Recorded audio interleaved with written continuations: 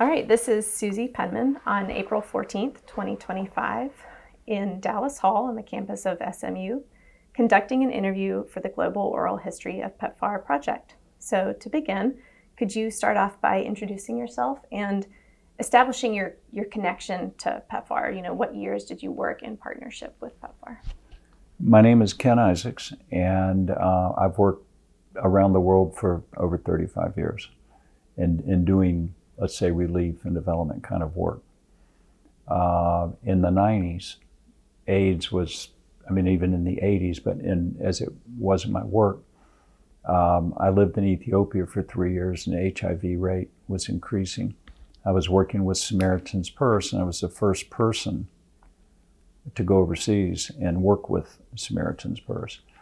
And at that time, we probably had, I'm going to approximate 35 partner hospitals that we were helping through the medical arm that is named World Medical Mission. So from those missionary doctors and those missionary hospitals, we were hearing more and more reports of suffering and need about HIV and AIDS. So this was growing and increasing globally, and it wasn't just in missionary hospitals. That was the pipeline that we had into the medical realm around the world. But it was a global issue. And then around 1999, Franklin talked to me, and I had come back into the States and was serving as, the title was the Director of Projects. And so I was managing all of the work that the organization was doing. And he wanted to have a conference to bring Christian frontline providers together and to learn more about HIV and AIDS.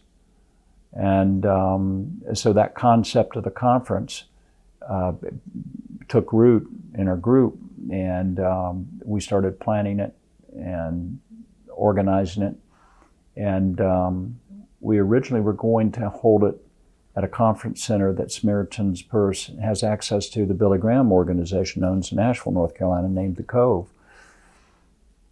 We were thinking, let's do a couple hundred people, maybe 300 people, frontline providers coming together, exchanging information, stories, and updating each other on what they're seeing. But it was very much a focus on HIV and AIDS. And then one day I went into the office, this was probably in 2000, and Franklin said, let's look at moving it to Washington and let's make it bigger. Let's bring about 1,000 people into it. So we began planning and strategizing, analyzing who we wanted to reach, what was the message. And then we held that conference in Washington, D.C., and we called it Prescription for Hope. I want to have so many questions about that conference that we'll get to in a minute. I want to hear, first of all, though, about that time in Ethiopia when you're seeing, for the first time for you, what HIV/AIDS looked like on the continent. You know, coming from the U.S. to Ethiopia, what were your impressions? I mean, what was that like for you to see? Well, I moved to Ethiopia with my family in 1988. It was under a communist regime, and there were about 5,000 Russian military advisors there and 25,000 Cuban military advisors there. So it was a very socialist atmosphere, and the people were oppressed, beaten, killed, drafted, sent forward to die on the front lines as cannon fodder, really. And it was also, the country never fully recovered from that 84, 85 famine, not at that time that I had gotten there.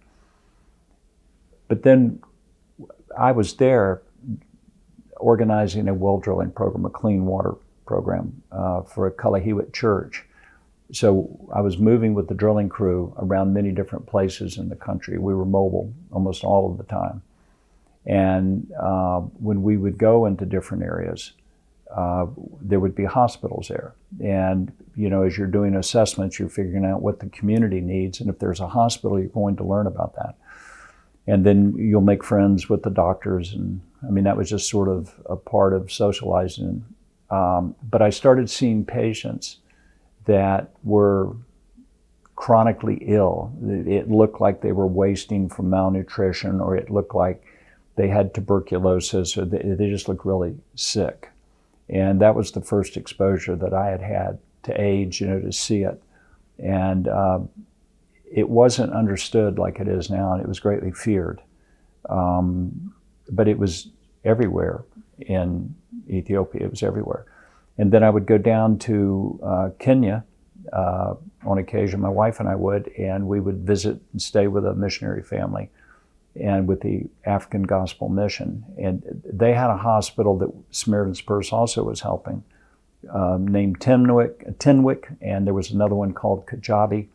And AIDS was raging. It was burning everywhere. So I was getting this sort of collateral information and reports coming in.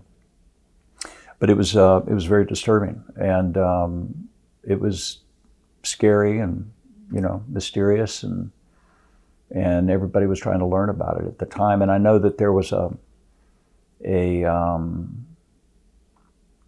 lot of political posturing and sides and opinions being formed in the United States. Is it a disease to a particular segment of the population? How's it spread? And is it something that shouldn't be worried about? Or they were all over the place on the morality of it, and the infectivity of it, the transmissibility of it. And so anyway, that atmosphere was developing, and then it was just something we learned to work with. Can you talk a little bit more about how you learned to work with it? You're there for 3 years. You're seeing this firsthand. It must have been incredibly affecting. When you come back to the States, how did Samaritan's Purse and you think the other faith-based organizations, or in conjunction with the government, how did y'all learn to work with it, as you put it?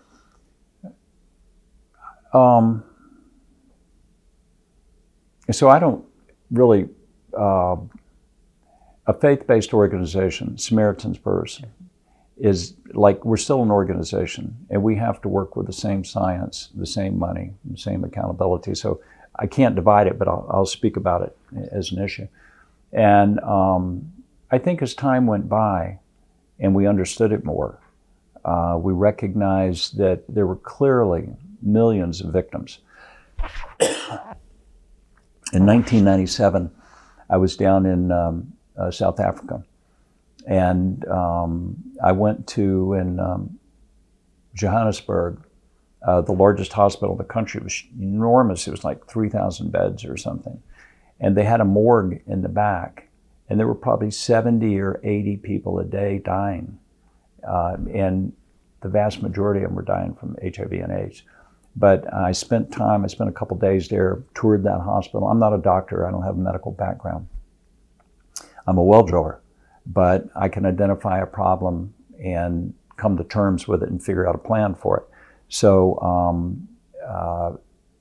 I just started sort of casually, not with a lot of intentionality. I wanted to know more about HIV. I wanted to know more about AIDS. I wanted to see what the social impact and the sort of the level of suffering that it was caused. And you didn't have to look anywhere, like it was everywhere. And I was in Congo, saw the same thing there in Eastern Congo in a place called Ninkundi, and that was probably in 93, 94. I was in Rwanda during the genocide, and AIDS was there, beat me there, and I was an early person in that arena after that horrible event in 94. But it was very clear to me that it was spreading everywhere, and that, when I use the word raging, it reminds me of a fire, like it's burning, it's raging. And that would be the analogy that I would use about HIV. So I wasn't particularly involved with treating any patients or mobilizing any kind of public health programs or anything like that. But it was clear to me and to others that I worked with that you try to figure out what is the area where you can work, right? And as a Christian organization, we felt like that it was important that people understood, and we still feel this way, people understand how the disease is transmitted and what God's plan is in marriage and in abstinence and in issues that are not so popular in today's world. And so out of that, in a confluence after PEPFAR was birthed, came up, I think they called it the ABC strategy. And we spoke into that in the periphery a little bit, and we certainly saw room in that strategy, in the ABC strategy, that we could be involved. And we did not want to be involved in condom distribution, but we did not withhold that information. If we don't do this, but if you go down the road, this other clinic or this other place, you can get condoms there. And so it felt like a good way that we were able to participate in a meaningful way and put public health messages out in training to young people so that they could train other young people. And we were doing that through church networks. And forgive me for jumping around a little bit, but that's okay. I'm jumping around too. No, You're free to. It's great. There's a lot we can talk about. But just for people who are reading or listening to this, could you define briefly what Samaritan's Purse mission is? I came unprepared. So Samaritan's Purse is an evangelical Christian, non-denominational organization, but we identify as evangelical Christians. And it was founded by Bob Pierce. And Dr. Bob Pierce is the same man that founded World Vision. And in the early 70s, mid-70s, he took this young guy named Franklin Graham on some trips around the world together. And as he was going out and helping missionaries and lay Christians, or Christian leaders in other countries, helping them with immediate needs. And the name of Samaritan's Purse comes out of Luke 10, where Christ talks about the parable of the Good Samaritan. And in that parable, the Samaritan picks the guy up off the side of the road. There's no questions asked. He bandages his wounds. He puts him on the donkey, takes him to the inn. And then he stayed with him and took care of him. And the next morning he leaves and he tells the innkeeper, please care for him. And here's 2 coins. And so the analogy, the concept is that he took the coins out of his purse. And he said, when I come back, if I owe you more, I'll pay you. And so Dr. Bob had that vision of meeting emergency needs. And Dr. Bob got leukemia, and he knew he was going to die, I think around 77, 78. I don't know what the history of the disease was. But he asked Franklin, would you take over the organization? And Franklin was going to Appalachian State University in Boone. And, he prayed about it and eventually said he would do it, but he would need to move it to North Carolina because he was involved in school and he didn't want to transfer. He didn't want to do anything else. I think he might have been kicked out of a couple of schools too. And so he had some roots down and he wanted to maintain that. So Bob Pierce agreed, and Bob died and the organization was moved to North Carolina. And Franklin started working to build Samaritan's Purse. And there was another organization that had been started by with Franklin by 2 doctors, Lowell and Richard Furman. And the idea for that was to send volunteer Christian physicians to serve in Christian mission hospitals for short-term breaks, 2 to 6 weeks, 8 weeks, or something like that. So those 2 were sort of coming together, and that's why we had that network of of hospitals that we were getting information and field reports, and the doctors that would go out would come back and they would debrief with the staff and they would talk about HIV and AIDS and the impact that it was having and how it was getting worse. And so over time, Samaritan's Purse has grown a lot. When I started there on April the 11th of 1988, I counted in devotions that morning, and I was the 22nd person in the room. And now at headquarters, there's probably over 700 people, and we've got another office 40 miles away that's got probably another 500 people. We've got about 4,000 working out around the world. So we have a vast network, and we're 95% privately funded. So in a little bit, I'll talk about PEPFAR money and what Samaritan's Purse did with that and how that worked. But that was still a small amount of money compared to how we raise our funds through Christians across the United States. And but that gives us latitude to respond according to the way that we want to respond. And it gets us outside of the politics of humanitarian and disaster relief kind of activities. So in a way, as we talk today, just pay attention that we're an outlier. We're not in Washington, D.C. So our influence is there, but we're not a major participant in the financial activities that are going on. Thank you for that, and happy 37th anniversary, just past 37th anniversary. So 2 weeks ago tomorrow, tomorrow, I was given a breakfast by Franklin celebrating 35 years there. I left and actually went to work for George W. Bush as the director of OFDA at USAID, which has now been dissolved in the last 3 weeks. And but I was up in Washington, so I got dinged that 17 months that I was out of pocket. And everything. But they didn't make you start over. So no, they didn't make me start over. They gave me the previous time, but they wouldn't count the time where I was gone. Well, which is the fair way to do it. Of course.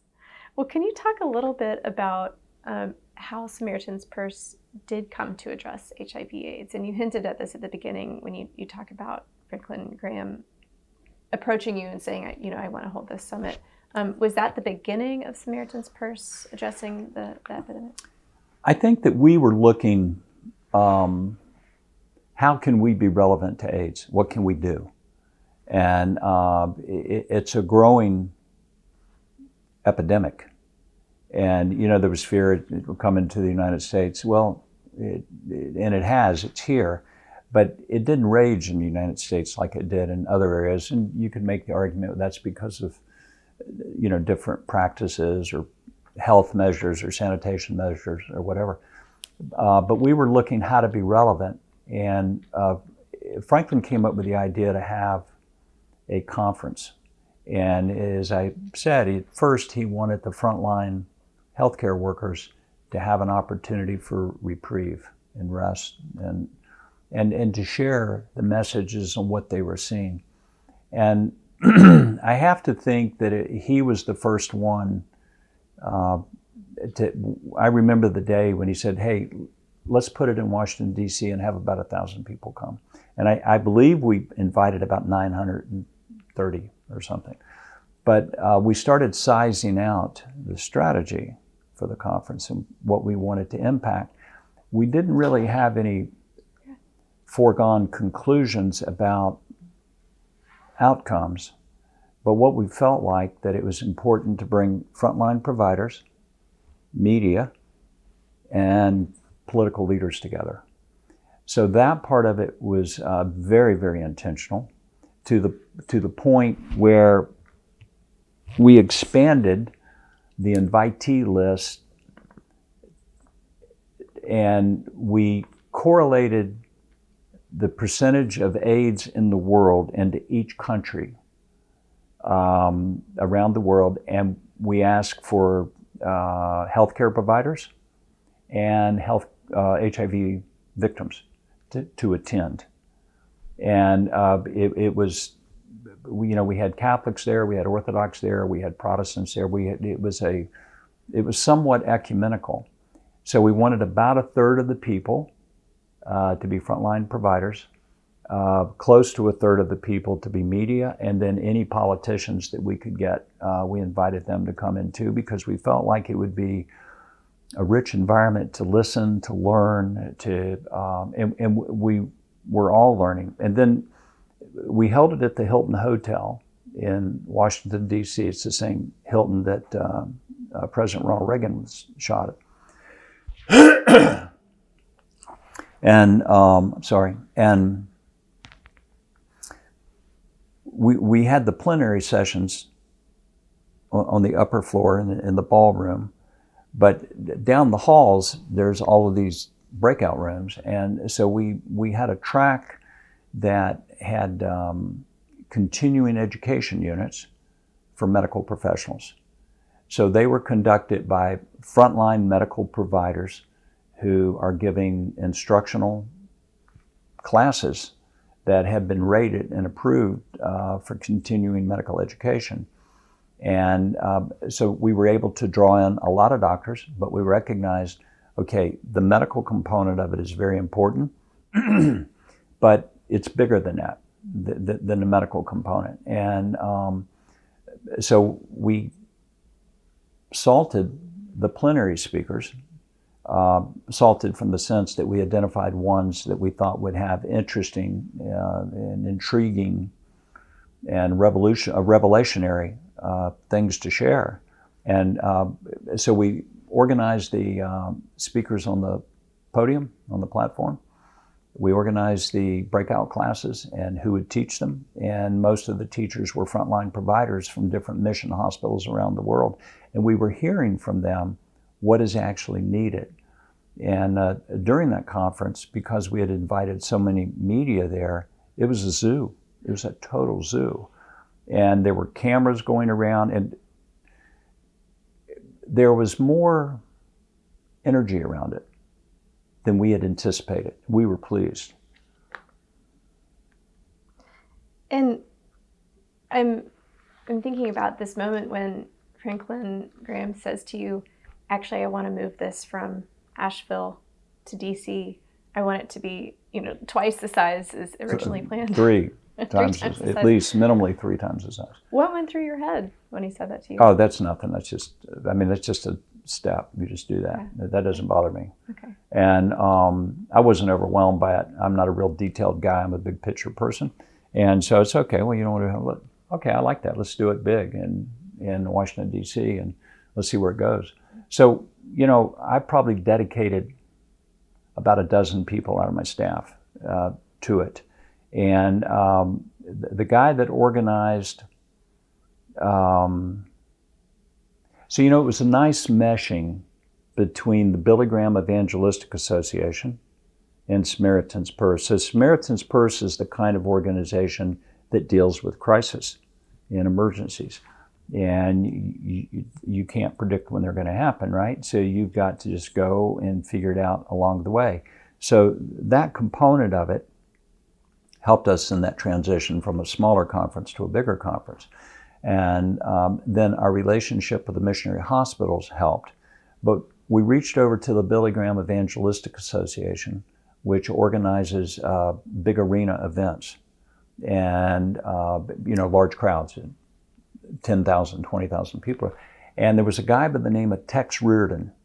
And Tex came in and helped organize and coordinate the sort of internal logistics, what was going to happen in the hotel. And Tex was always, he was a pusher, like he was always pushing me, okay, what about this, what about this, what about this? And he did a great job in all of that. And Dr. Mel Cheatham and his son, Dr. Michael Cheatham, Mel Cheatham at that time was a clinical professor in neurology at UCLA, and a neurosurgeon actually. And his son, Michael, was head of emergency medicine at Orlando Medical Center. So they got involved and they took on the continuing education track in those medical breakout sessions. And we had a lot of interesting meetings. So, as we were meeting, there'd be 12 or 15 of us sort of senior executives on it. We had spirited discussions about what is AIDS and what part are we going to play? And, is it a medical thing? Is it a public health thing? Is it a moral thing? And the truth is, it was all of those things. And so that gave us depth. By having these different components there, it gave us depth, it gave us understanding, and it gave us reach to, put that conference together and to sort of figure it out. But the staff that were working on it were very good, and we were all very dedicated to it. I think as we were building up, there was a catalytic moment, and I'll talk about later, that happened in the event that was a watershed. But we all felt committed to the conference. We had no idea what the expected outcomes were going to be. It was something that we had put into God's hands, and we were walking in faith, like, all right, well, where's this going? And I think what we had confidence in was that bringing these three groups together in one arena for it's like a 3 or 4 day period of time would do something, and it would be a positive something. That was sort of what we felt like. Can you tell us about that catalytic moment? So we brought political leaders in, and we fanned out across the United States. I went to the, you never answer a question directly, right? It's the best kind of answer. I went to Seattle, and I met with Helena Gale, who at that time was head of the Gates Foundation, and invited her. She came. Andrew Natsios came. Natsios was he was the administrator of USAID at that time. And Senator Jesse Helms came, Senator Bill Frist came, he was majority leader. And Bill and I had become friends because he had been traveling to Africa with, I think, with the roommate of his brother's college mate, Dick Furman, Dr. Richard Furman, I think, and Bill's brother, Tom, were roommates in college.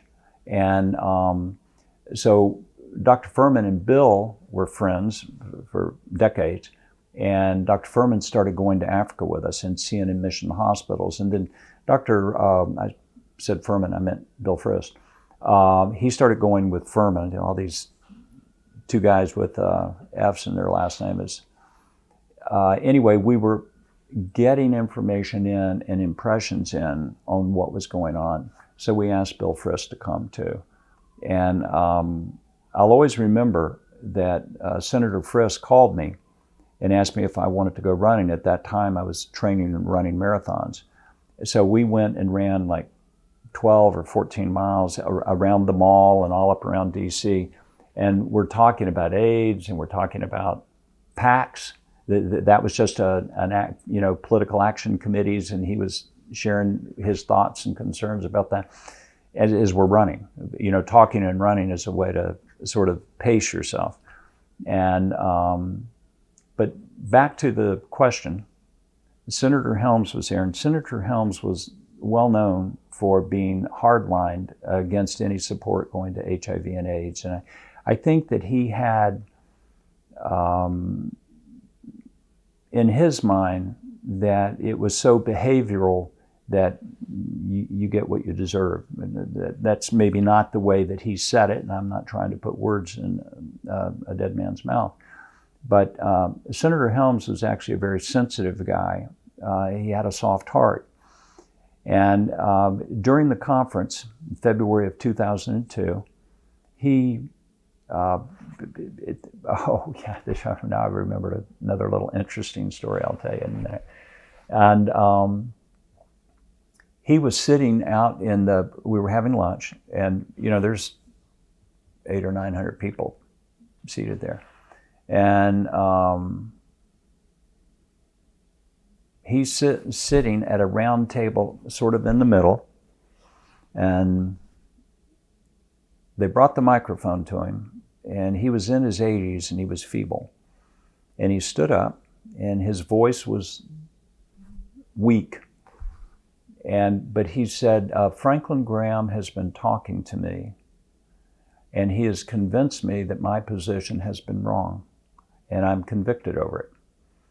And for however much time God gives me, I'm going to work to reverse the damage that I've done. That was an incredible watershed moment for the leading antagonist against helping HIV and AIDS. particularly in the world, just reversed his position in public. And we didn't even know we didn't know what all that meant. It was nice words from an old man.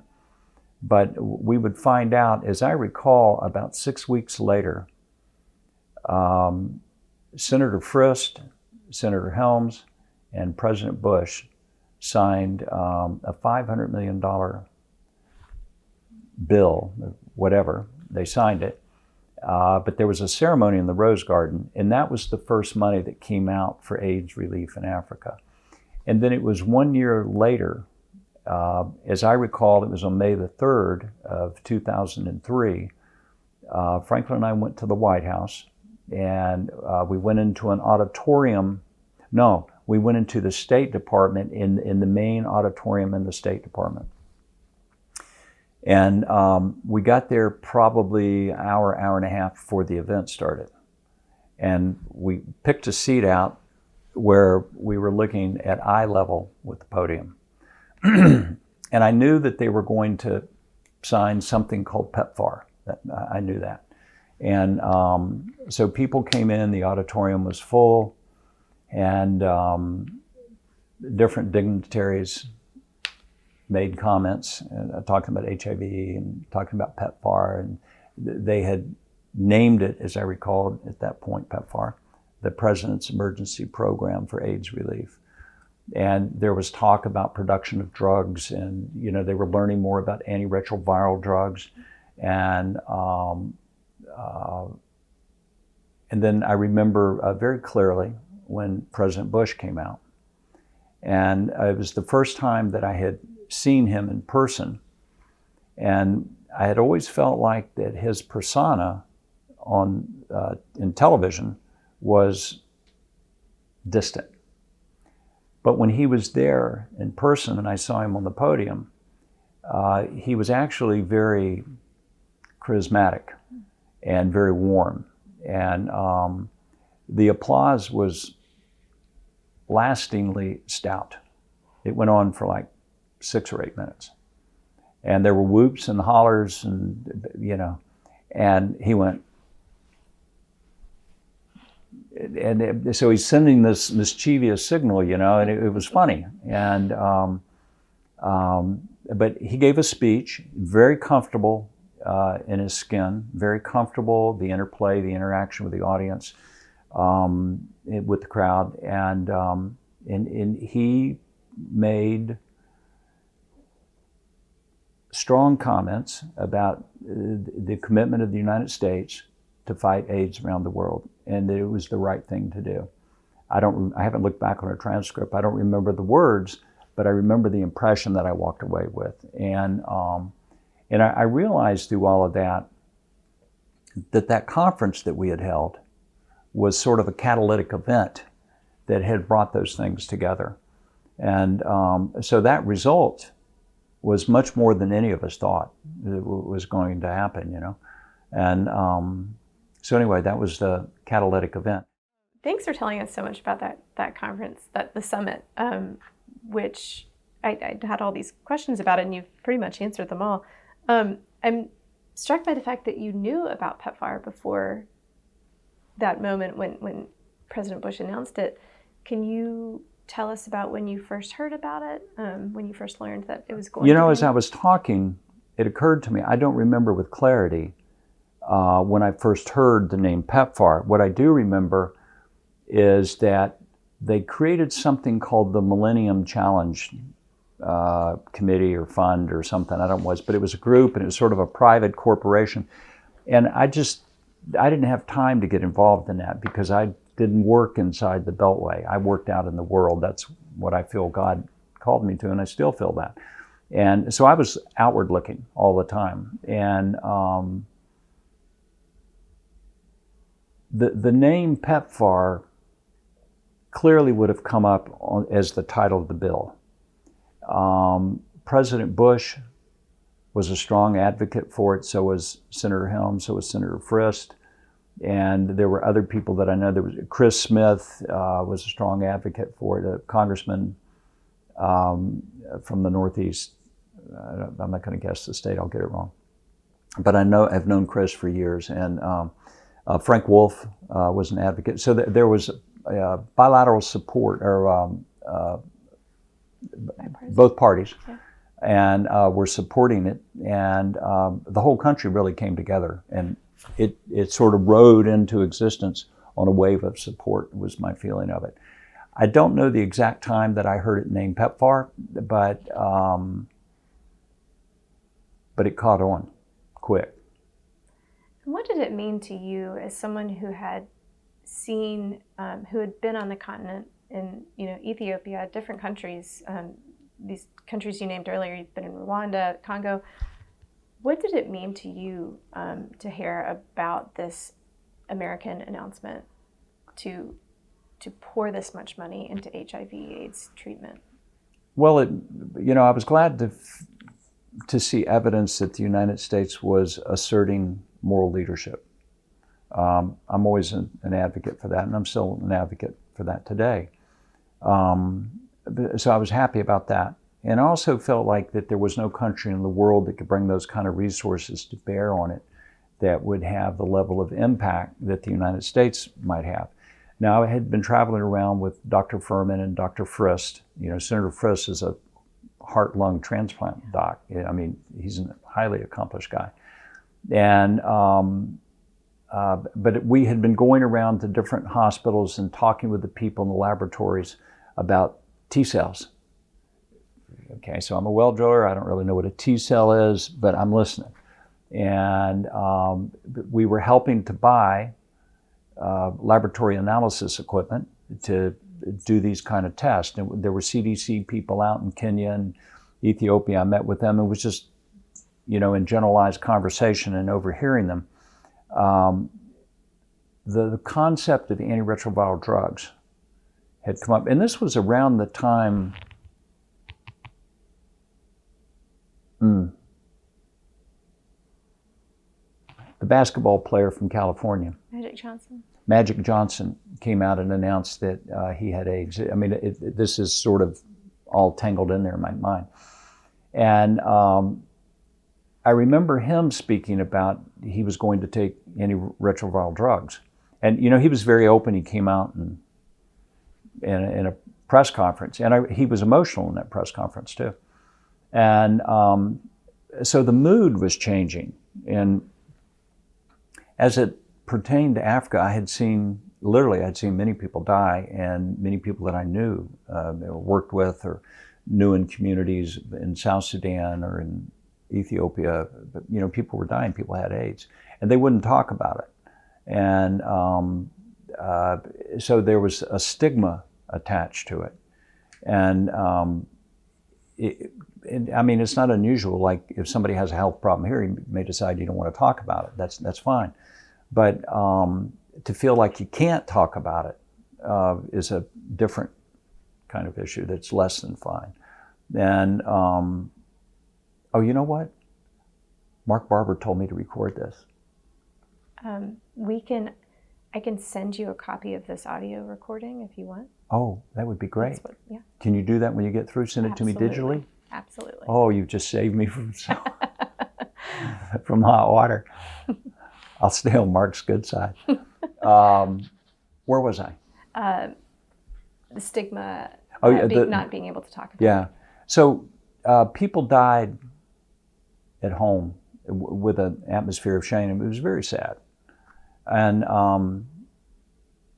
some of the worst cases that I saw were actually not in Africa, but they were in Cambodia, in the slums, where people had built houses like 4 or 5 inches, or bamboo floors above sewage running under the house. And poor people typically build in low water zones, and they get flooded, and it's nasty. And we went to this little house, and there was a woman like on the front stoop, and the other stoop, the back part of the house was just a plastic sheet that she went through. So frail. Her entire skeleton looked like she was a chicken or something, And it was the bones were so small in her. She was totally emaciated and was wasting away. I don't know what all was wrong with her. And but it was very visible there as well. There was a place in Ethiopia called Atat. There was a Catholic hospital there and a sister named Sister Elaine. And anytime we would go out in this region called Garagi, I would go see Sister Elaine. And she treated a couple of my guys on the drilling crew because one of them had a tubercular tumor, and they took it out, and he lived, and he's still alive today. But in that interaction, saw a lot of people with AIDS. They had whole wards full of people with HIV. And so I think when PEPFAR was initiated, when it was signed, there was the hope that there could be some kind of medicine or cure. But I don't remember feeling that that would be as imminent as it was with the development and the ongoing progression, really, of antiretroviral drugs. The money, the resources, the timing of it, it was needed. A lot of people were dying. You will know the numbers and statistics. I didn't look those up. But it was millions of people, millions and millions of people. And, you know, when I was looking at a country, if you just found the infection rate for HIV, and it was like 4%, 6%, 10%, 25%, 30%. Botswana was huge. And that's a lot of people. And now you're talking about a disease that could destabilize an entire nation, destabilize its economy, destroy its workforce or elements of its workforce, like truck drivers were, you know, one group that jumps out. Healthcare providers, another group in my memory. And it was encouraging to see year after year after year the progress that was being made. And I'm not certain that anybody knew what the outcomes would be. Not in the CDC, not anywhere. But I can tell you with certainty what the outcome will be if no resources are put to it to find another avenue. And the world was going to be in for more of what it was getting already, and those rates were exponentially increasing. So, I want to move on to talk about funding for a moment, because you had, before we get to Samaritan's Purse relationships or formal relationship with PEPFAR, can you tell us a little bit, just so we can understand how Samaritan's Purse got its funding, how it sourced it, that kind of thing? How we got our funding? Yes. So Samaritan's Purse as an organization has always been, so we're a Christian evangelical organization going to the ditches of life to help people without regard for their circumstances. And we do that so that they would know Jesus Christ. But there's no conditionality on the assistance that we give. In order to do that, we have always appealed directly to Christians. And like, would you pray for us and thank you for your help?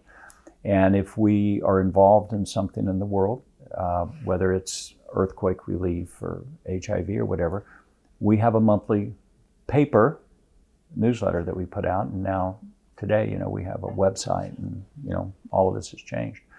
Just in my lifetime, these things have changed so much. And so the majority of our money is given to us by individuals. They may send us $100 or $50, or they may send us $10,000. And where, you know, we really want support from other Christians who have prayed about their donation and what does God want them to do with it. And so if you send us a check for $50 and you wanted it to go to AIDS, we are meticulous about being able to guide your $50 gift, your donation, whatever amount, into that activity. And if we have taken on a new activity, our newsletter is not saying, you know, please come and help us here. It's just telling you what we're doing. And then at the bottom, if you want to donate, you know, here's 3 or 4 different options or accounts that you could designate it to. So those designated funds make up the money that we go out in the world and do things with.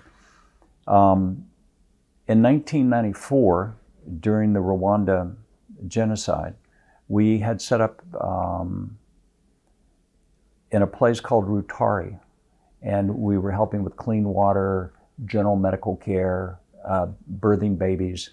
And when we got there, there were about maybe 15,000 people in this displacement camp in the mountains on the north side of Kigali, the capital.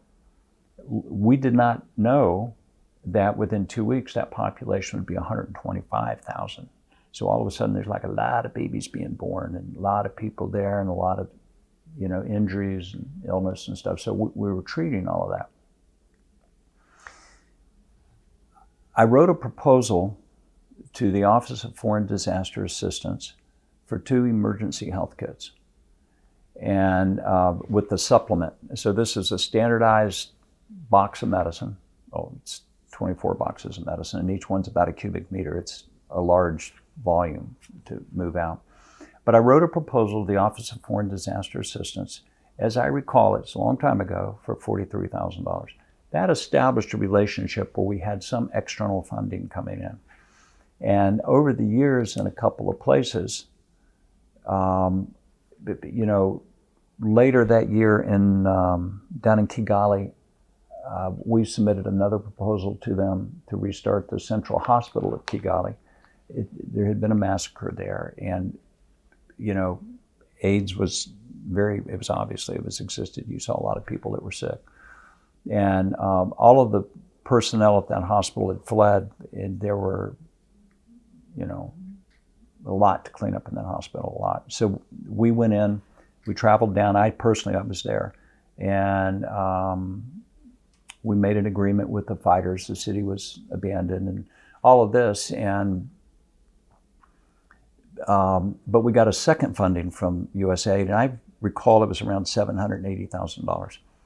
And that was just to restore for equipment and supplies into the hospital. And our cost share was like 50% or 75% or something, but still that money was important and allowed us to do that. So that began a model of how we managed how much money do we want to have from USAID. And at one point, Franklin set a limit that it should never be more than 10% of our income. And I think one time it bumped up 13%, and it came back down over the next year as we exercised that money. But we always kept that 10%, and God has provided us money so that we're able to act independently. When PEPFAR came out, we never had it in our mind about getting money from USAID. I mean, when we held that conference, we weren't thinking that way. We didn't know what the outcome would be. We just knew that we were connected to a lot of people that were fighting this epidemic, and that it was having a horrific impact on the continent of Africa. But also, remember, I told you that we surveyed all the countries in the world and found out what their infectivity rate was. And if it was 3%, we wanted 3% of the people from that country coming to this conference. So we had all the continents and the countries represented there. And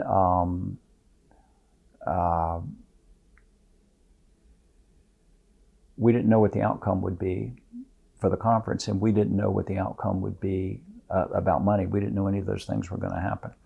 So after PEPFAR came into being, we did have conversations and attended a few meetings, not many, about and Franklin may have written some articles or something, and he had a direct relationship with President Bush, so I wasn't a party to those conversations.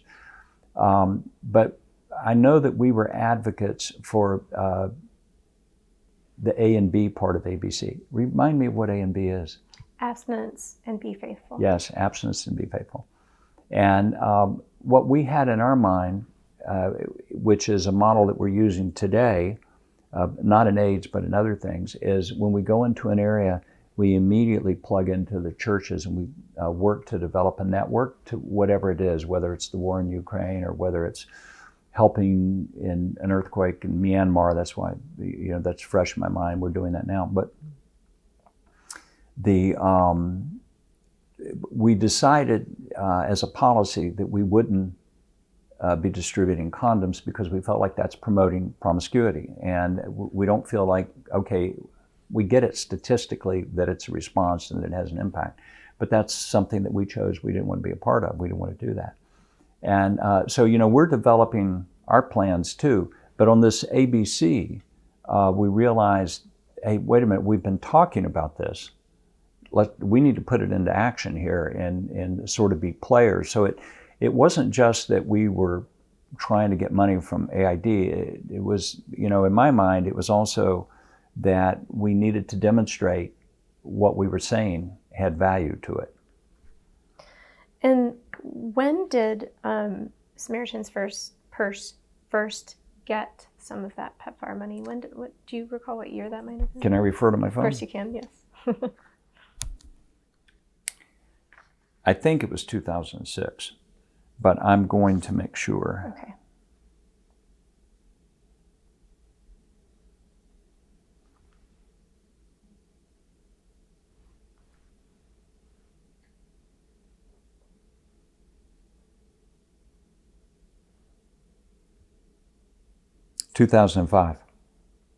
In 2005, we got approval for a $12.8 million PEPFAR funding. And we used that money in 4 countries: Ethiopia, Kenya, Uganda, and Mozambique. And the program that we created was called MET, M-E-T, and it stands for Mobilizing, Equipping, and Training. So we developed curriculums, and we held many training of the trainers. And we had posters, we had boards, flip boards, and I went to trainings in all of those countries and observed them. They were well attended. I think the youth were very interested to understand the disease and how it was spread. And so the thought was that by training the trainers, they would continue training, and we weren't able to monitor it past the 2nd or 3rd generation because it was organic. But the idea was to put usable information into the hands of other people in those countries. And so was that money just for that first year initially? No, that money, I think it was a 4-year program. Okay. MET was a 4-year program. Yeah, the MET was a 4-year program. And my notes here are saying that we also had activities in Liberia and Honduras, but we did not get PEPFAR money for that. But we might have gotten some money that PEPFAR gave to another organization that was given to us, like Global Health Center or something. I can just tell you here, we received $4.6 million from 2005 to 2010 for mobilizing, equipping, and training. And we spent an additional $10 million ourselves on that program. We used PEPFAR funds in Uganda, Kenya, Ethiopia, and Mozambique. The goal of MET was to help young people make healthy choices to prevent new HIV infections. We did this by offering a biblically based program that focused on abstinence before marriage and faithfulness in marriage. The MET program equipped churches, schools, and community leaders to reach youth with education, prevention, basic care, destigmatization, basic care, monitoring, testing, and training about AIDS. That was a big part. I had forgotten about that part. But it was a big part of how to take care of your loved ones and your friends when they're sick, and how not to be stigmatized by it, or to demonstrate. You don't have, if it's, the stigma was unfairly hurting people, and it was suppressing knowledge that was needed to care for people in a humane and loving way. So y'all went, it sounds like, far beyond the A and the B. You addressed these sort of these consequences of having HIV/AIDS.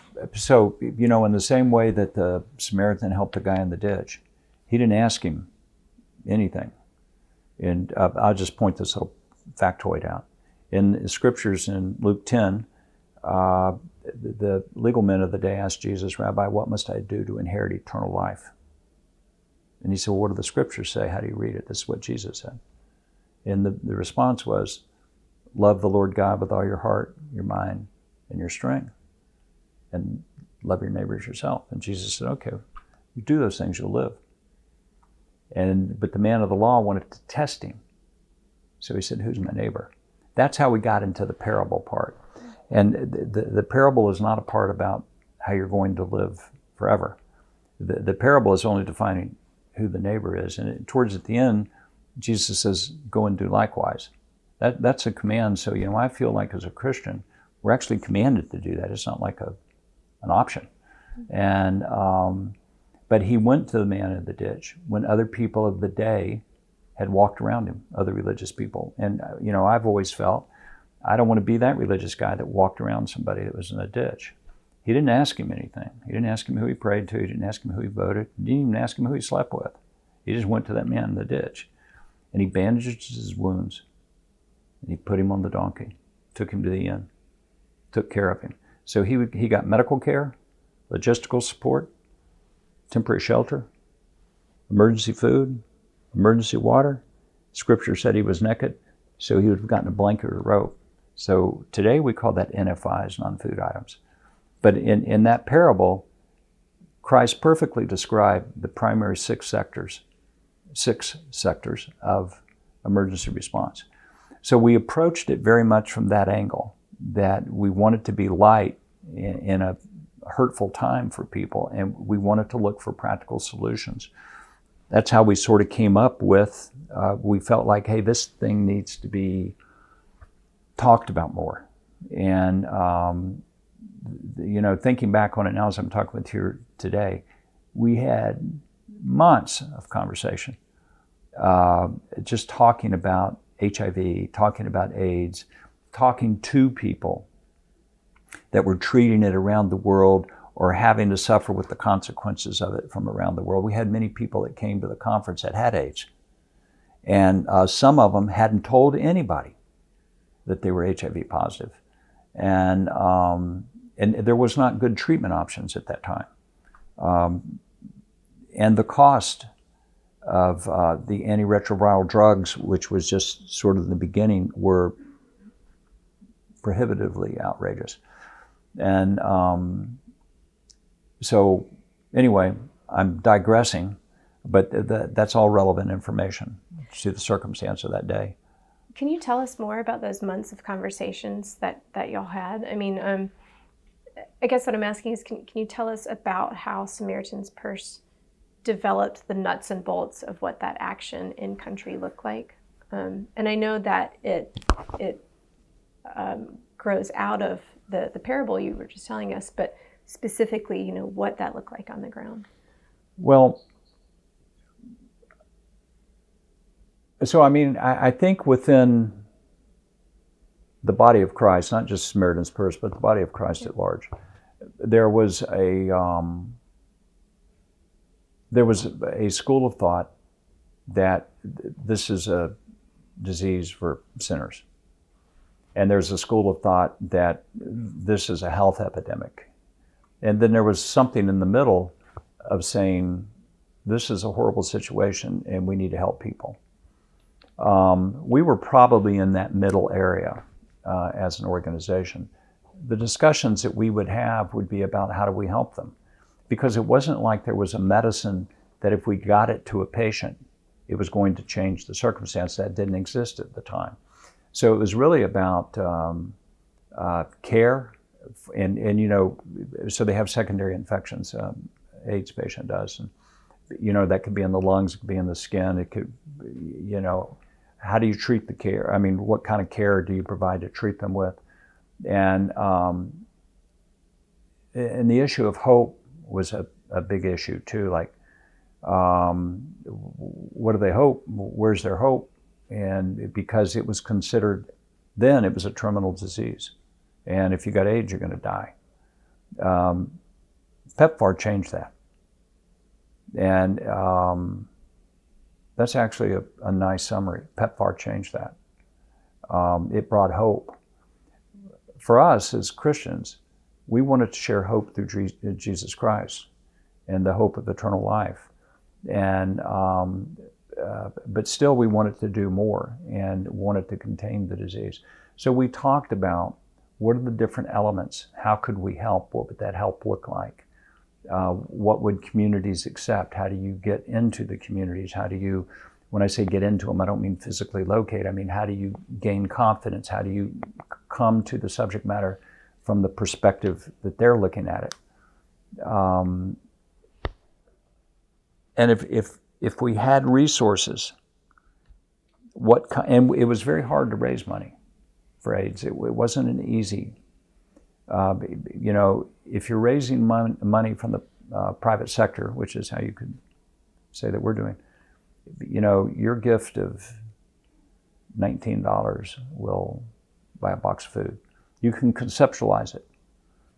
But if you're talking about AIDS, your gift of how much will do what?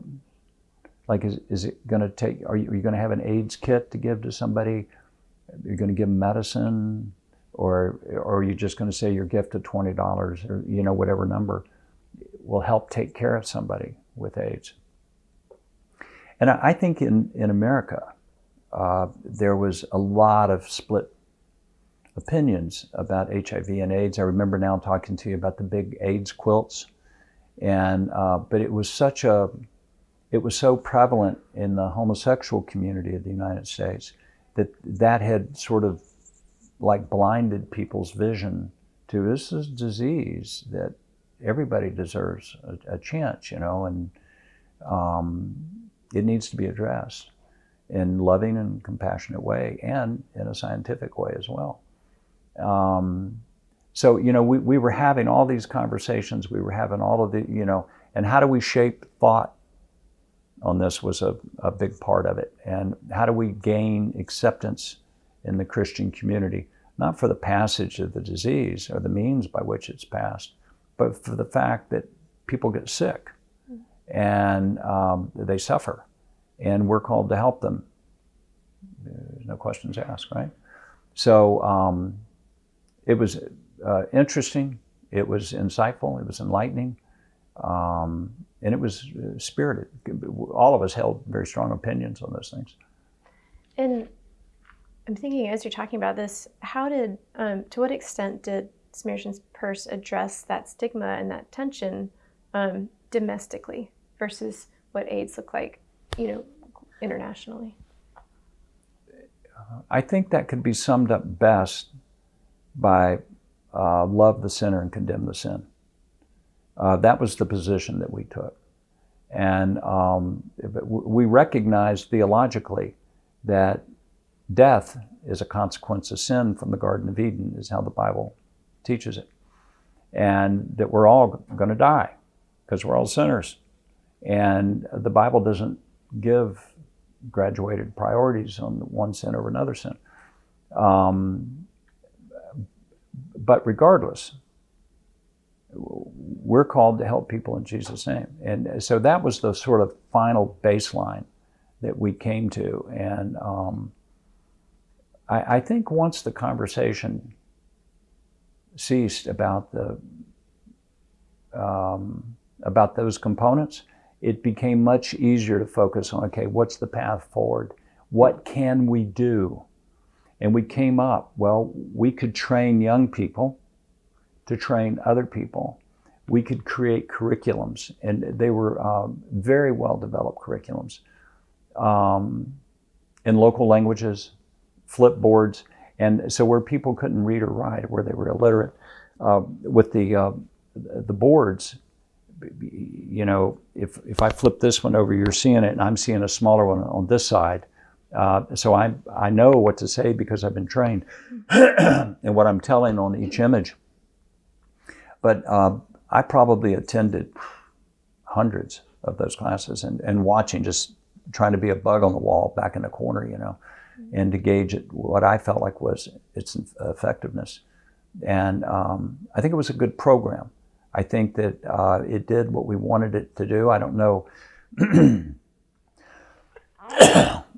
don't know what the long-term impacts, because you can't exactly get it on a leash and measure it from, okay, this person was in the class and he learned the lessons, he got a board, and then he went out and started, or she went out and started teaching. But also I think that when antiretroviral drugs came into mass distribution for like pennies a day,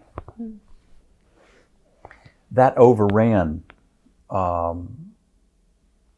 the urgency, the sense of urgency on education and everything. It's like, oh, there's a cure. It can be treated now. And education about AIDS is still extremely important. But we were there for a period in time. We did what we were called to do. We did that in 4 countries. We also had a small AIDS program in Liberia, which was also crashed by the disease. And we had one in Honduras. And then that was a part, some way or another, it was connected to, I think, some kind of federal funding. But through other organizations, particularly in Honduras and Liberia. And we completed the programs. It was good work. And but then the need for doing HIV programming diminished because prevalency of the disease diminished. The urgency of it pulled back. So what, and you told me some of this earlier, the years that y'all had PEPFAR funding, what year did that end? You named, let's see, you first got funding in 2005. How far did that extend? It went,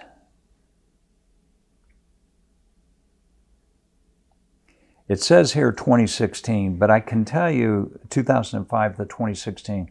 But those last years were after action reports and final reports, and trying to, from a public health perspective, collect the data to supply to. And it was very data oriented, even the results were. But I remember more like the funding agreement was a 5-year agreement, which is what it said. We received $4.64 million in PEPFAR from 2005 through 2010. Just give me a moment here. Take your time. So the MET program, by the numbers, 24,480 youth educators reached 823,612 young people with a message of abstinence and behavioral change. 20,000 community stakeholders participated in community conversations about sexual abuse and exploitation.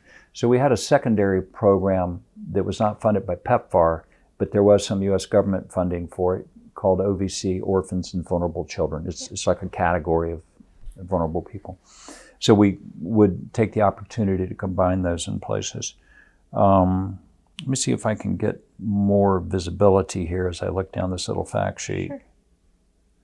We used the funds in Ethiopia from 2008 to 2010, and in Liberia for OVC, that was a different funding stream, but that went from 2010 to 2016. That's how it got pushed out to 2016 in this analysis right here.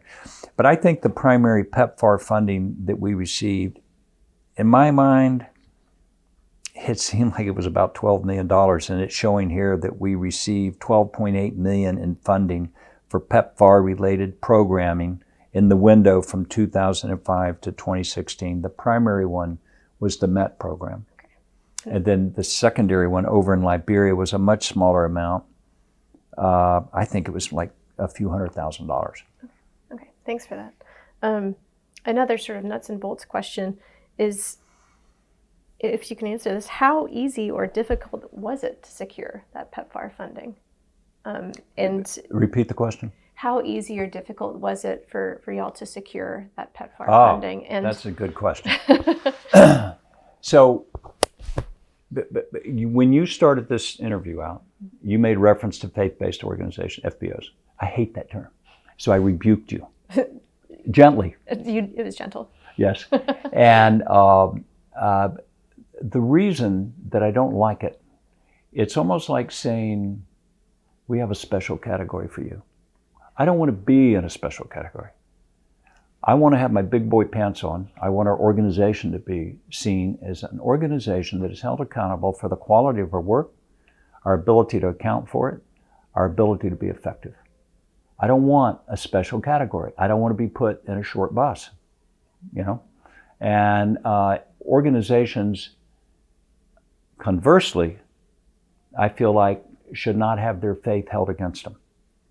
And it is a very common thing in Washington, in the federal government, for Christian groups to be discriminated against because they're Christians. And so, you know, like I said, an organization needs to be held accountable. They can't use U.S. government money for religious purposes.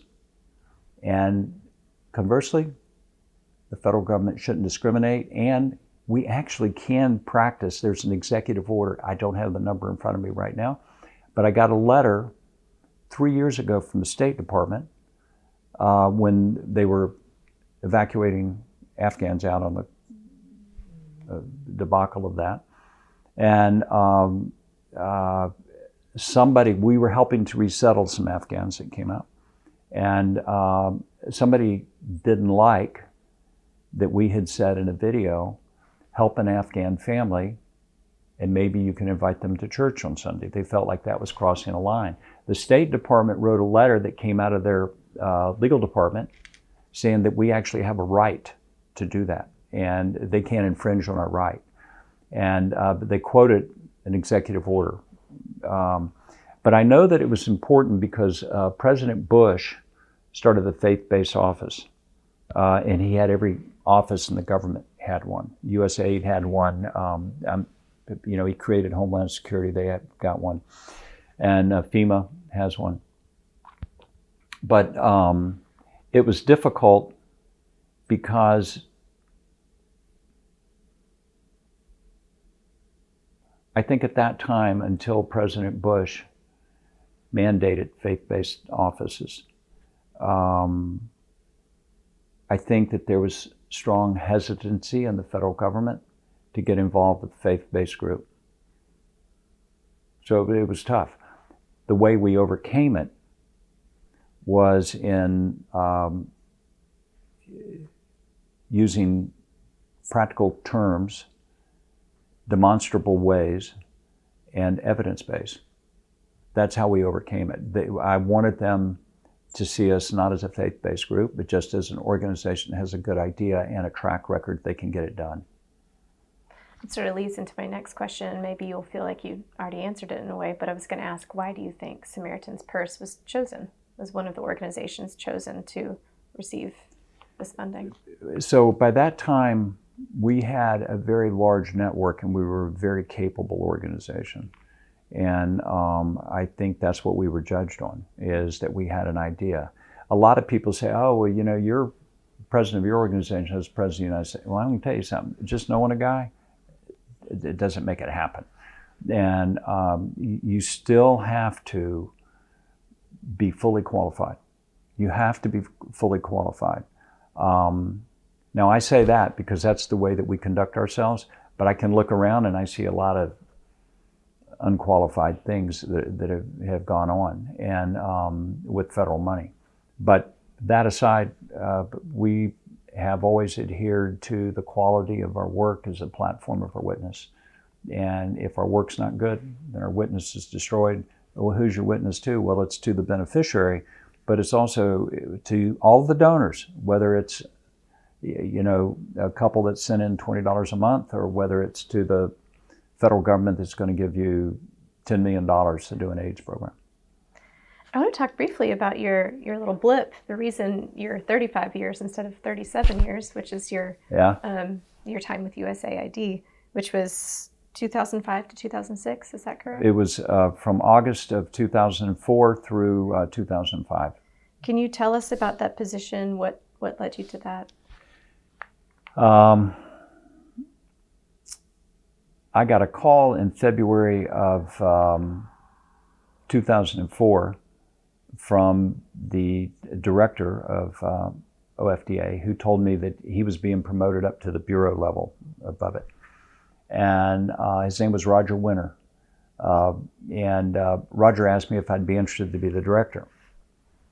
I had worked with OFDA, as I said, since 1994, and I knew some of the actors, and I admired that they were very action-oriented, and they would, be in places where I felt like I was crazy going into, and they were already there. So it had a reputation, and it was an organization that I respected their work, what they did. So at first, I went up to Washington and I met with Andrew Natsios. Do you know Andrew?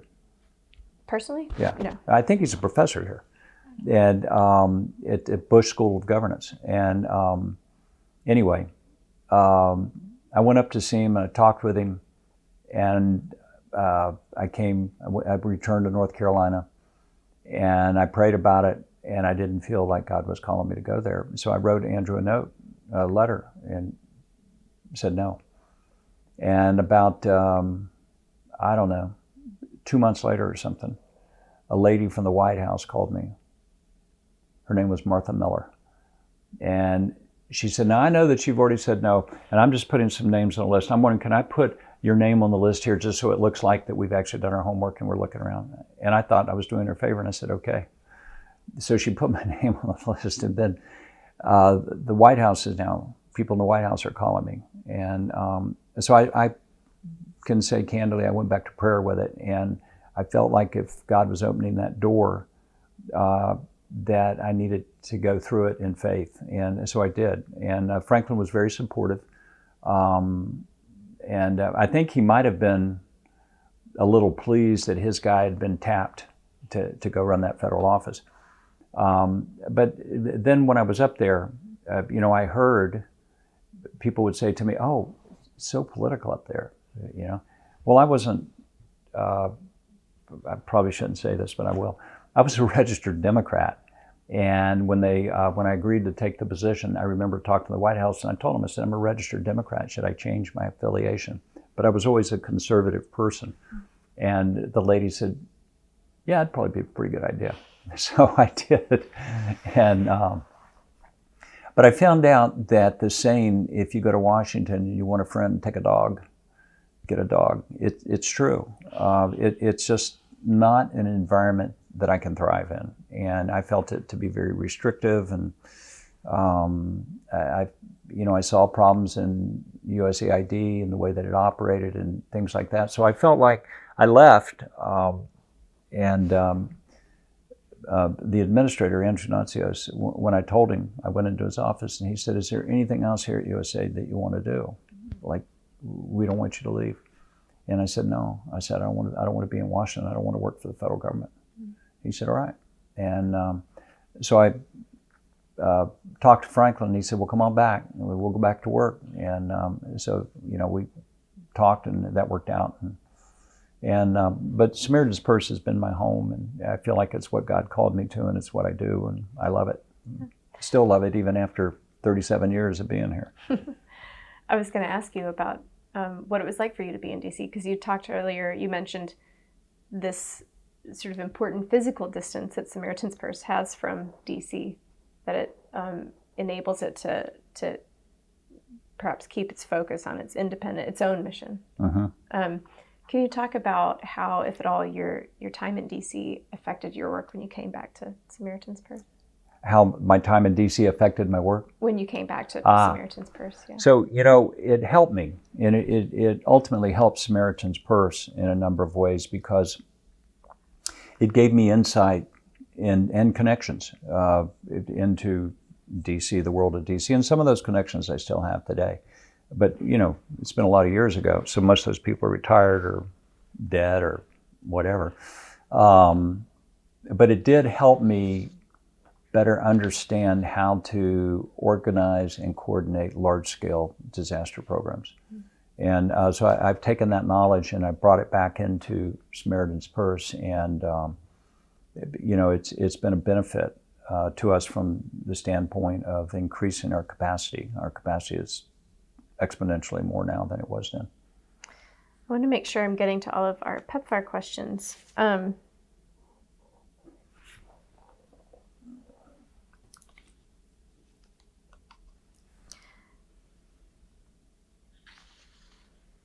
What was, if we could talk a little bit more about the MET program.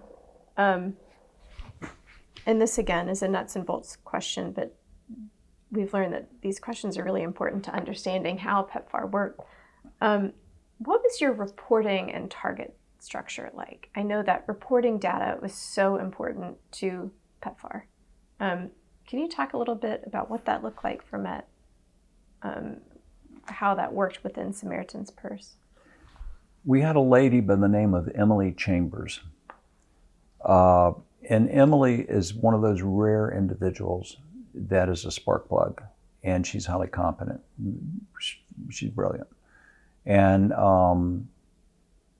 Emily was the person that was in charge of tracking all of that and identifying what the metrics were, how the data was going to come in. Then we had another lady by the name of Ashley Wagner that would analyze the data and post it and process it. That stuff's way over my head. But it was a driving factor.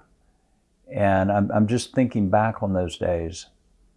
We set cubicles up all over the place just to process data that came in. There were a lot of travel, a lot of field trips. But the way that we approached it was you're coming into a national church. So a national church could have 5 million members. It'll be hundreds of churches around. And you have to come into their leadership. You need to get the leadership on board. And their leadership had the same opinions and division that leadership here in the U.S. had. So you had to get them to a common place, and which means that they needed to understand the importance of destigmatizing it. They needed to understand the importance of talking about it in their congregations, not only their national congregation, but you got to go to the local pastor. How do you build a system where you get the pastors together, where they're hearing from their senior leadership in the denomination to influence thought? This was the thing that we were challenged by. And so you come in and if you see it cascading down, you have to make arrangements for each level that it's going to go through. Then when you get everybody on board, and sort of theologically and philosophically and operationally on board, then you can start implementing training programs. So into communities, and churches were actually, and the people in the churches were actually hungry for it because they had a problem in their own congregations. And in the Christian community, if somebody had AIDS, they were ashamed, and they would go off metaphorically in a corner and die. And then unfortunately, they would actually do that too, literally do that. So working on that stigma issue, overcoming that, was really an important thing. And the churches also had a stigma of shame about their members that got it, because some way or another it was interpreted or inferred that they weren't good enough or holy enough, or that because of the association with sin. Once we did that, we found wide receptivity. They wanted training materials coming in. They wanted to be able to train. And we're not talking about a few people. This number here said 860,000. Those are the ones that we're counting. But if I come back up to a senior leadership level, and you've changed that person's thinking, you've broadened their horizon on it, you've given them the essential tools that they need to articulate a position, then that person is standing every Sunday in front of 2,000 or 5,000 or 500 people, whatever the number is, and is preaching. That person has a different point of view now. And that's the part that you can't measure. We can measure how many people came into a classroom and sat down and went through the training. But I think the higher level influence probably had a larger reach in outcomes. Can you paint me paint me a picture of what that kind of work that looked like, that really important work of meeting with local church leadership? Was it sitting in a room together, initiating these conversations? How did y'all do this work of addressing this really difficult topic of stigmatization and how to talk about HIV/AIDS within congregations? So we had an operational team. I'm just thinking, we had a country office in each one of those countries.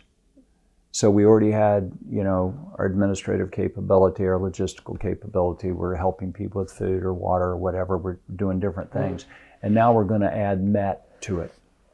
And so we would identify leadership in the country, Christian leadership, and invite them into meetings where we would discuss issues that were in our training materials.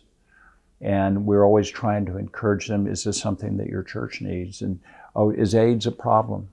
And they would say, yeah. Well, why is it a problem? Well, we don't like to talk about it. And that was evidence of the stigma. They were not comfortable talking about it. I remember, I'm sorry, I'm going to get off on a tangent here, but I'll share it with you. At the conference, there was this is the Hope the Prescription for Hope conference. There was a lady there. I believe she came from Bolivia or Peru. I don't remember. I referenced it a minute ago, but she stood up in the back of the room and raised her hand and said that she had been HIV positive for 2 years, and she said, I've never told anybody. And like the whole room became emotional.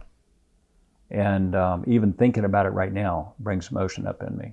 But, that was a dramatic testimony to the control of stigma, the power of stigma, and the importance of overcoming stigma. So she was living with it. She was symptomatic. She hadn't told anybody. I don't know what she was doing for medical treatment, but she had not disclosed it, and she was ashamed, deeply ashamed.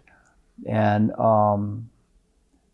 so by getting Christian leaders together and talking to them and starting right there, it would be a series of meetings. And it would look like we talked to them until they finally agreed to do the program. Then we would consider that a win. And but that jokiness that I had in my voice sounds like we coerced them, but we didn't. They needed something. We just needed to help them get comfortable with what we were talking about and what we were proposing, which was abstinence and being faithful. They got okay to it. Now, you know what? I remember the Kalahewit Church in Ethiopia later. There was a group that had received a lot of money. I mean, PEPFAR is a lot of money. And $12 million is, if you and I had it here, it'd be a lot of money. If you had it in your bank account, it'd be a lot of money. But it's not a lot of money in a 4 countrywide program. But there were other organizations, and I don't remember who they were, but they wanted to have faith-based programs because they felt like that menu fit the need inside of the PEPFAR shopping list. They wanted a faith-based program. So they looked around at different organizations that were doing HIV programming, and they cherry-picked them. So the Kalahewit Church agreed to take some money from them for the training component that Kalahewit was doing. And then they found themselves on a poster with the Muslims and the Orthodox. I mean, there's all kinds of denominational and theological issues there. And then they called me and said, we don't want to be on a poster with the Muslims. I mean, that's, there was strife in the world at that time, and there still is. But the organization that brought them on board didn't fully disclose what their intention was for putting posters up. But they actually achieved what they wanted. They had a faith-based response. They just didn't have a Christian response. And so the church was uncomfortable with that. And my advice to them was, well, you gotta, like, if you're gonna take people's money, you need to understand what they want from you. And so that was an area where I felt like it was a little abrasive on the partners. And I think the other partners didn't feel good with it. I'm talking about the Islamic group and the mosque or whatever. I don't know who was involved. I think they all didn't feel good with it. And but did I answer your question? It did. Thank you. And I'm curious too as to how you guys. How do you come up with these questions? We have this amazing team, who, including Carissa here, and it's a number of us who do this research. Are they okay so far? Oh, they're good. They're very insightful. I know I'm asking you to reach back and remember some really specific things, so I'm grateful. But I think I'm not the first person you've interviewed. As I talk, I remember more things. Yeah, well, that's wonderful. I'm wondering how you guys, Samaritan's Purse, would identify these churches when you go in country. You've talked about the national churches, which seem like an obvious selection. You're going to churches with the biggest reach, I suppose. But were there smaller churches you worked with? No, we already had existing partnerships. Okay. We have been working with national church groups for a long time. So we have a program, Operation Christmas Child, that we started in 1993, the Shoebox program. Are you familiar with it? You're not, or you would have known right away. Okay. Are you? I mean, just like boxes of like assistance. Children's toys Yeah. at Christmas time. And we have national leadership teams. So we've got a crew of people, like a lot of people, that go out and build a national leadership team. And that team has its own vision for evangelism. And then the shoebox is not just a box of toys to bless a child with. It's a tool of evangelism, and we've got biblical literature that we give out with it. But it's all done by local people. It's not done by us. We just provide the resources. But that gives us a network. And we've been building that network since 96 or 97 of national leadership teams. So in that network, in that national leadership team, we're already connected to all the major denominations. So we can come in through that door, and we have historically known partners, partners of integrity and capacity, and that's a good place to start formulating your plans. Okay, of course. So Samaritan's Purse have this sort of existing relationships that you were able to. We have a vast global network, vast. Hundreds of thousands of people are in that network. Yeah. What about other partners? Radio Progresso, is it Maxix? I'm asking. I have a note here that was a sub-grantee that y'all worked with. May I see it? Underline there.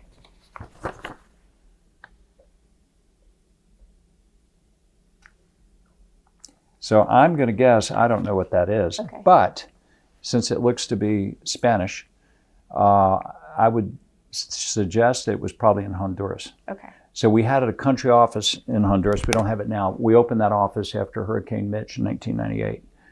And we were involved in HIV training. So the MET concept, we took it into probably 8 or 10 countries in different languages. We had to translate those materials. And I think that the office in Honduras got $200,000 or $300,000 or maybe $400,000 from the Global Fund or something like that. I don't remember what the name of it was. It was a small grant, and I'm going to guess that was connected to that. I would say, I think the bigger question is, how do you identify the partners? It's by being there and knowing them and having conversation with them and seeing if are they theologically aligned with us, and That sort of leads to my next question, which what were Samaritan's Purse relationships in country like with other organizations who were doing work on HIV/AIDS? How did you work with or alongside other organizations who were doing this work? So that's always an interesting question. There's many that, we talked earlier about in Washington, the sort of discrimination against faith-based organizations, against Christian organizations. And that exists in the field, but to a lesser degree, because they know each other one-on-one and they see the work that we're doing. So we're looked more at like a peer than a target. And so we collaborate, we coordinate, we share information, and very well with other organizations. And for the most part, they do with us also. Were there any instances in which you felt challenged to protect the moral imperative of what Samaritan's Purse was doing? The moral imperative? Well, I mean, I would say that always we want, as an organization, to come down where God's word is on things and to recognize there is something called sin, and there's something called redemption, and there's something called mercy, and there's something called, forgiveness. And so we're not willing to compromise on those things, but at the same time, we recognize we have a moral obligation on just from the humanitarian imperative, like take care of your neighbor. And so we're always dealing with that and bringing those things together. But does that answer your question? Sure, yeah, okay. Absolutely. And we're wrapping up. All Thank you. Reflecting on your work with PEPFAR specifically, the MIP program and other PEPFAR programs that Samaritan's Purse was involved in, how do you feel about it? I feel actually good about it. I think to jump down the hole into, well, not the hole, but to move it along the timeline to the PEPFAR funding, it doesn't tell the whole story. I don't remember what year, but it was like 5 or 6 years after that conference. There was an article published in Foreign Affairs, and a public health doctor, as a woman, I don't remember her name, but she made the observation that we were the catalytic event to start PEPFAR, that conference Prescription for Hope was. I was the director of that conference. And at home, I have a copy of that article sitting on my file cabinet. I look at it, and to me, what it tells me is that God can use things that we do if we're just pursuing God's will. And I see that. So what we did in MET, that was good. It was great work. What we did in the conference was we shaped the thinking of politicians and media and operators, frontline operators. So we played we were like, you don't have a watch on. That doesn't work. It doesn't have any moving parts, but that lady over there has got a watch on. And so you see the hands on the front, and that's what you read. If you've ever opened a watch and took something out of it, which I've done before, which was totally stupid, because you can't get it back in, you can take out the teeniest little part, and it won't work. And we were blessed to play a teeny part in creating what became, or in creating the environment, the platform, for what influenced decision makers to launch PEPFAR. And I think that's, I feel content and affirmed over that. And what moments, I'm sure there are many, but if you could tell us one or two, what moments stand out to you when you think about Samaritan's Purse work with PEPFAR and HIV/AIDS? I mean, you've talked about this conference, which is obviously one of them, if you named a specific couple of instances, but is there anything else that really comes to mind when you think about all the work that Samaritan's Purse has done in conjunction with PEPFAR? Well, I've shared quite a few of them with you today. One of them was formulative conversations that Franklin and I had. I remember one night he sat in my office for an hour and a half and in great detail read and discussed a 5-page paper that I had written. And that was trying to shape thinking, right? That paper, and I've told you everything that was in that paper. I remember Jesse Helms's very tender. It was very, very tender.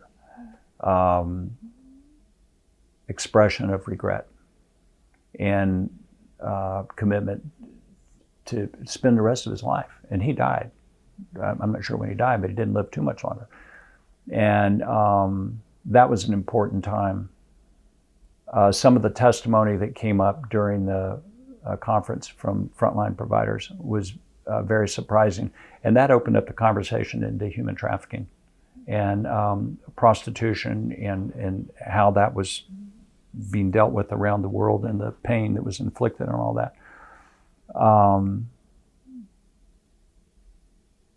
Reading that article and coming to realize, looking back on it, it's like, wow, that's pretty cool. You know, that's neat. There have definitely been highlights. I remember I didn't understand, as I had said, the Millennium Challenge Fund and the corporation, the MCC is what it was. I didn't understand that. And I met later Randall Tobias, who was running that, and Randall became the administrator of USAID. And I went and talked to him several times, but he was on a wavelength and I was on a different wavelength. So we weren't meshing. No tension, it's just like we were on different programs. And then I remember probably 2008, 9, 10, somewhere in there, that the effectiveness of PEPFAR with the antiretroviral drugs to allow people to live vastly improve the quality of their lives. And now, you know, it's like they're cured, or right? They live a normal life. You know, I hate to see it cut off. I've advocated in DC here in these last weeks that we should continue to support PEPFAR. I think it demonstrates the generosity and the compassion of the American people. And I think that in that demonstration comes exercising moral leadership. And I don't want to see the United States give that up. I think PEPFAR has saved millions of lives. It has saved billions of dollars. And if you read some of the projections, you know, some of it's hype, some of it's, but the dangerous part of it right now is that the supply chains that supported those programs have been cut off. Those people have now gone off and they've got other jobs or whatever. And it's going to be very hard to reestablish that, but it's not going to be impossible. I wish that there was a way to hold countries accountable to take care of the health of their own people. And I wish that there was a step down way from total cut off to, you know, 6 months or a year or 5 years. I don't know what the game plan would be for their ministries of health to be able to pick it up.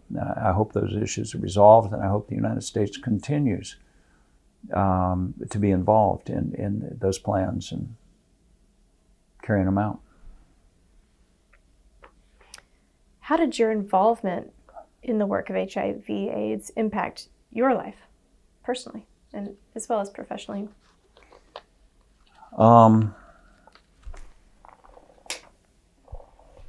It was exciting to be a part of it.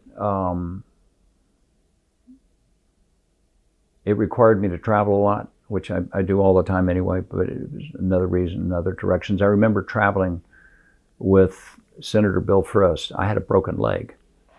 And, I had torn my Achilles tendon off my left ankle. So my leg was in a cast, and I was in crutches, and it was swelling. It was so painful. And I flew in a DC-3 with him all the way to Mozambique, and that's a long trip. Mozambique, I don't know if you've looked at the length, it was 2.5 times the length of California. Anyway, we got down there, and I remember we went to a MET training class. So when you go to a class, you know, you're just going into a mud hut. It's not, you're not very big, and a little bit bigger than his office. There might be 50 people in there. And it's dark and it's stuffy, and out there in my crutches walking around, you know. And I remember those times. But I also remember moments of a good friend of mine, his first name is Philip, in Nuba Mountains. He died of AIDS, and he died about 2 years ago. And you know, we all wondered, So he was the head of the humanitarian operations in Nuba Mountains, which is sort of a break-off faction from the government of Sudan. They've got a long-running civil war still going there. And he died, and we're all wondering, like, well, why did he die? What about his? We're never going to have answers to that. He's gone. And but I remember people that died. I remember seeing extreme need and suffering, and I'm proud that the United States stepped up to the plate and made so much progress in the world by making the commitment that it made.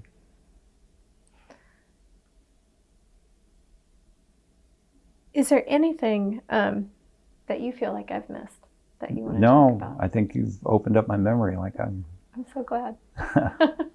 Well, thank you. Is there anything, Carissa, you want to ask or any questions? No, that's okay. Thank you so much. It's my pleasure. Thanks for Thank you.